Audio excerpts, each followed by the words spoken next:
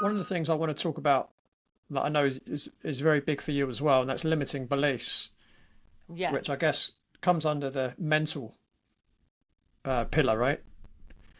Yeah, it could be How could, mental or emotional. Yeah. yeah, how can limiting beliefs prevent people from getting to each pillar to a level of 10?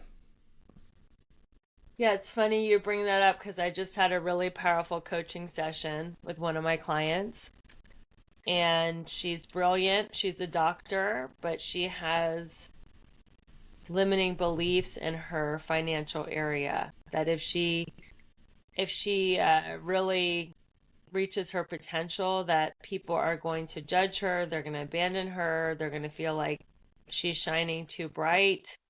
And I think a lot of people have that. It's called imposter syndrome, or it's an unworthiness conversation.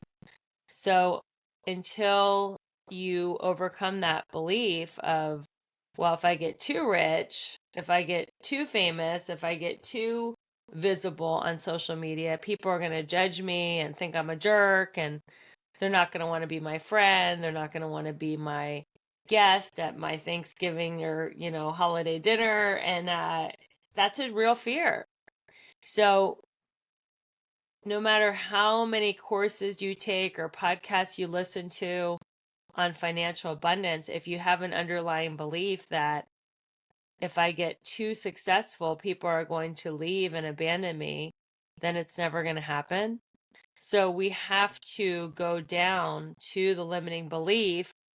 What is it that is actually driving you underneath the belief of, why haven't I made the money I want?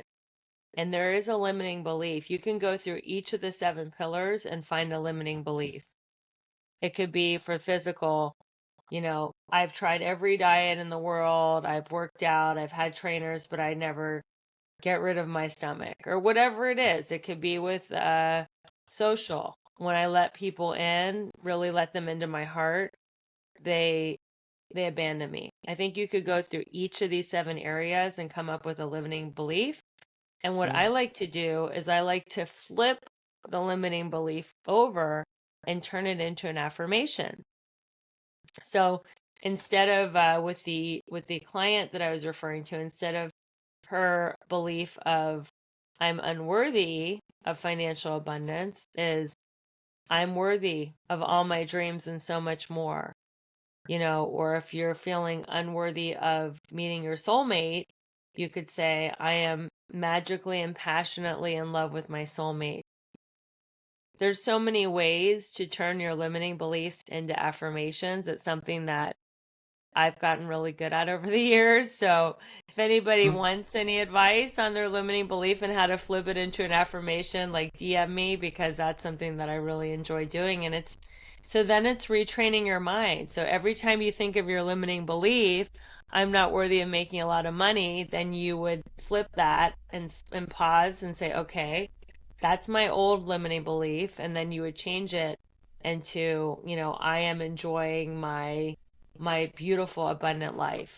And you just retrain your thoughts. I've had to do Mm. that with so many of my old limiting beliefs, and it really works. You really Mm. can. I mean, this is science.